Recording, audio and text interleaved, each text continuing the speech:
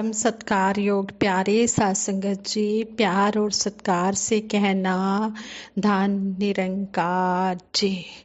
साथ संगत जी, सतगुरु माता जी, निरंकारी राजपिता जी, निरंकार दातार, आप साथ संगत माँ के आशीर्वाद से ये लोहड़ी का त्योहार तभी सभी मनाते हैं और दासी सभी को लोहड़ी के इस पर्व की बहुत बहुत मुबारकबाद देती है, शुभकामनाएं देती है। सच्चा पातशाह सभी के घर में खुशियां बरसाए। कहते भी हैं हर दिन है खुशियां, हर दिन त्योहार, संतों के आंगन में छाई बहार। सतगुरु ने हमें ये ब्रह्म ज्ञान दे दिया है। संतों महापुरुषों का तो हर रोज त्योहार ही होता है, खुशियां ही होती हैं। जो सतगुरु के रंग में रंग जाता है उसे किसी भी प्रकार की कोई कमी नहीं होती है। लेकिन जो ये त्योहार बनाए गए हैं, ये भी हमने मिलजुल कर आपस में मनाने हैं।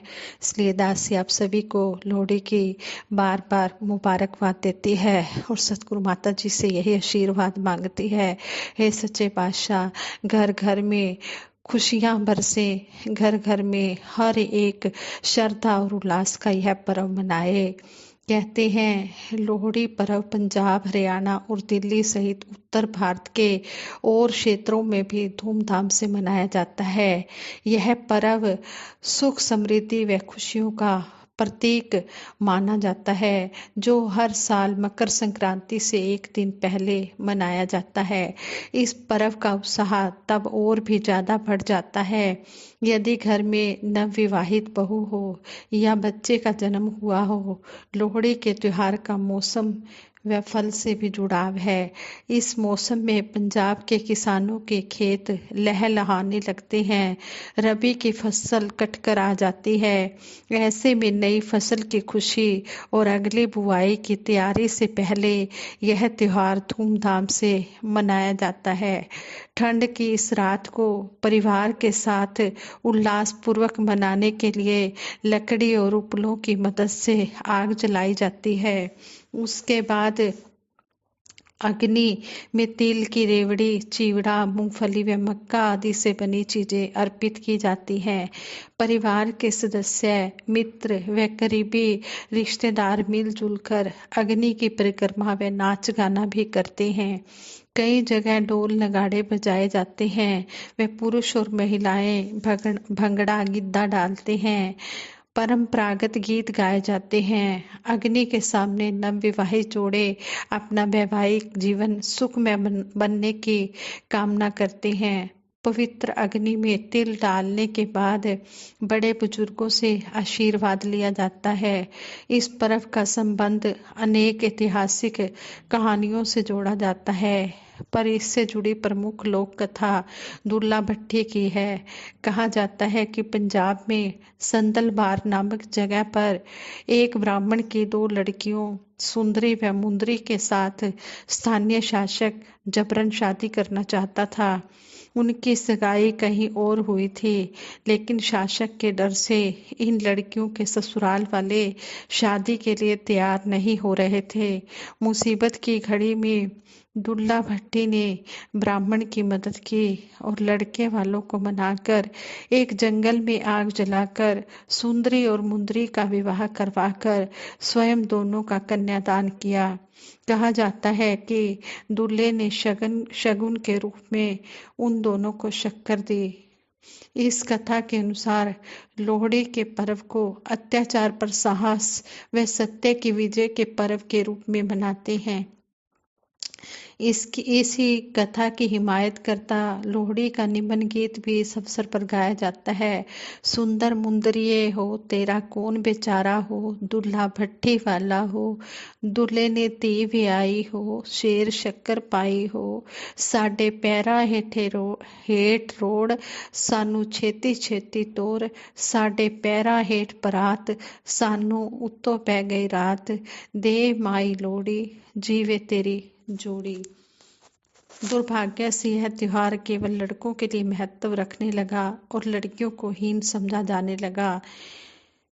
पहली पातशाही श्री गुरु नानक देव जी महाराज ने कहा है, सो क्यों मंदा आखिए जित जन्मे राजान, अर्थात राजा महाराजाओं संतों और मनीषियों को जन्म देने वाली स्त्री हीन कैसे हो सकती है। स्त्री पुरुष समानता को स्वीकार करते हुए आजकल अनेक संस्थाएं व परिवार कन्या लोहड़ी भी मनाने लग गए हैं, जहां कन्याओं को जन्म देने वाली माताओं को सम्मानित किया जाता है। कई स्थानों पर ये कन्याओं के जन्म होने पर भी लोहड़ी मनाई जाने लगी है। जिस तरह लड़कों के जन्म होने पर लोहड़ी मनाई जाती है, हंसी खुशी से यह त्योहार मनाया जाता है, इसी तरह आजकल कन्याओं को जन्म देने वाली कुछ माताएं भी लोहड़ी का त्योहार मनाने लगी हैं। सभी के चरणों में यही विनती है कि सभी कन्याओं के जन्म पर भी लोहड़ी का त्योहार मनाएं। कई स्थानों पर लोहड़ी की रात को गन्ने के रस से खीर बनाई जाती है और अगले दिन माघी के दिन खाई जाती है। और कहते हैं कि यह लोहड़ी जो होती है, ये इसका मानना है कि जो आग की लपटें होती हैं, इनका संदेश सूर्य तक के ले जाती है और यही कारण है कि लोहड़ी के बाद की सुबह नए महीने माघ का पहला दिन होता है। सूर्य की किरणें अचानक गर्म हो जाती हैं और ठंड को दूर ले जाती हैं।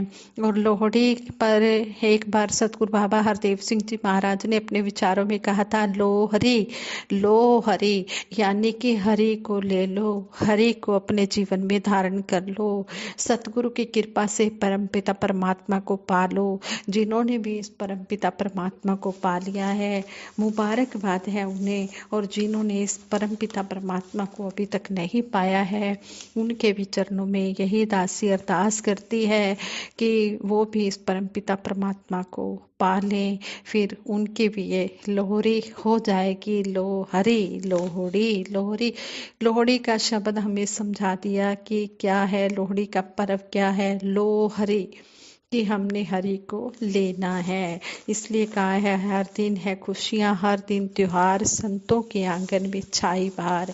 जो हरि को ले लेता है उसके घर में हर दिन खुशियाँ, हर दिन त्योहार होते हैं। साथ संगत जी कहते हैं कि एक शिष्य ने गुरु से पूछा, गुरुदेव क्या अनंत इच्छाओं पर विजय प्राप्त कर उनसे सुख पाया जा सकता है। गुरुदेव बोले, हाँ बेटा, इच्छा के दो रूप हैं, रानी और दासी। यदि मनुष्य इच्छा को रानी बनाकर उसकी आज्ञा में चलेगा तो वह उसे दुख के कुंड में डुबो देगी, और यदि मनुष्य इच्छा को दासी बनाकर अपनी आज्ञा में रखेगा तो उसे सभी सुखों की प्राप्ति होगी। दुख जरूरत में नहीं, इच्छा में है। इसलिए सतगुरु हमें समझाते हैं कि हमने अपनी इच्छाओं का अंत करना है। अगर हमने इच्छाएं करनी है तो सेवा, सिमरन, सत्संग की इच्छा रखनी है कि हमने ज़्यादा से ज़्यादा ये राम नाम रूपी धन इकट्ठा करना है। इसी तरह हमें समझाया गया है अमृत और विष के बारे में। कहते हैं कि अमृत बाजार में नहीं मिलता, अमृत संतों की वाणी में मिलता है। देह मृत है, संतों की वाणी अमृत है। आपको पता होना चाहिए कि जब समुंदर मंथन हुआ तो उससे जहर और अमृत दोनों निकले। अमृत तो देवताओं ने पी लिया, पर जहर पीने के लिए कोई तैयार नहीं हुआ। अंत में वह शिवजी को पीना पड़ा। ये कथा यही इशारा करती है कि जिन्होंने अमृत पिया वे देवता, और जिन्होंने हंसते हंसते जहर पी लिया वे महादेव बन गए। जिन्होंने अमृत पिया वो देव बने, और जिन्होंने जहर पी लिया वो महादेव बने। इस तरह हमें समझाया गया है कि संतों के संग आने से अमृत मिलता है। इसी तरह कहते हैं कि परिवर्तन नित्य है, संसार की हर चीज बदलती रहती है। सूरज दिन में 3 रूप धरता है, बिना बदले जीवन ठहर जाता है, ठहरा हुआ पानी सड़ जाता है। एक तरफ रोटी पड़ी हुई तवे पर एक तरफ रोटी पकाएं तो वो जल जाती है। और कहते हैं कि देश भ्रष्टाचार में डूब जाता है और संत अपनी साधना से गिरकर गृहस्थी जैसा बन जाता है। इसलिए चलते रहो, बहते रहो, रुको मत, थमो मत, थोड़ा विश्राम और फिर सावधान। यही है सच्चा विश्राम, सावधान। प्रभु की रहमत बरसती है तो टूटी झोपड़ी भी महल बन जाती है। जैसे सुदामा भगत की झोपड़ी को भगवान श्री कृष्ण जी ने महल बना दिया। भगवान श्री कृष्ण जी ने सुदामा के चरण धोए। कहाँ मिलेंगे आजकल ऐसे मित्र। पापों से बचने के लिए हम इस हरि निरंकार दातार के नाम से जुड़े रहें। किसी में विश्वास करने का संस्कार है तो किसी में शक करने, किसी में शांत रहने का है तो किसी में निश्चित रहने के संस्कार हैं। संस्कार ही हमारा संसार बनाते हैं। शक करने वाले के आगे बिल्कुल परफेक्ट आदमी भी खड़ा होगा तो वह उस पर भी शक ही करेगा। संगत जी, कहने का भाव यही है कि प्रभु की अगर हम रहमत पाना चाहते हैं, अगर हम अच्छे संस्कार जीवन में लाना चाहते हैं, अगर हम अपने जीवन में मुक्ति चाहते हैं तो हम सतगुरु के चरणों में जुड़े रहें। अगर हम जुड़े रहेंगे तो हमारे जीवन में खुशियां ही खुशियां आती चली जाएंगी। दुख सुख तो ये जिंदगी में कहते हैं कि ये तो उतराइयां चढ़ाइयां हैं, दुख सुख तो आते जाते रहते हैं, लेकिन जब निरंकार दातार का हाथ सिर पे होता है तो वो दुख और सुख किस तरह जिंदगी से पार हो जाते हैं पता ही नहीं लगता। आओ दातार के चरणों में यही अरदास करें, हे मेरे मालिक दीन दयाल सच्चे पातशाह, जिस तरह आप जी ने हमें जोड़ा है इसी तरह अंतिम श्वास तक अपने चरणों में जोड़ के रखना। और जैसा भी आप जी समझा रहे हैं हम इन बातों को अमली जामा पहनाते हुए आप जी के चरणों में जुड़े रहें और अपना लोक सुखी परलोक सुहेला करें।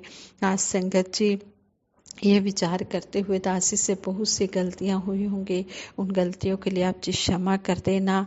आओ मिलजुल कर सभी अरदास करें, सिमरन करें। तू ही निरंकार मैं तेरी शरण हाँ, मैनू बख्श लो। तू ही निरंकार मैं तेरी शरण हाँ, मैनू बख्श लो।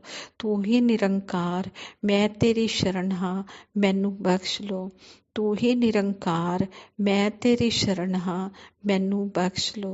बोलिए सतगुरु माता सुदीक्षा सविंदर हरदेव जी महाराज की जय। निरंकारी राज माता गुरु वचन अवतार की जय। साथ संगत जी प्रेम से कहना धन निरंकार जी।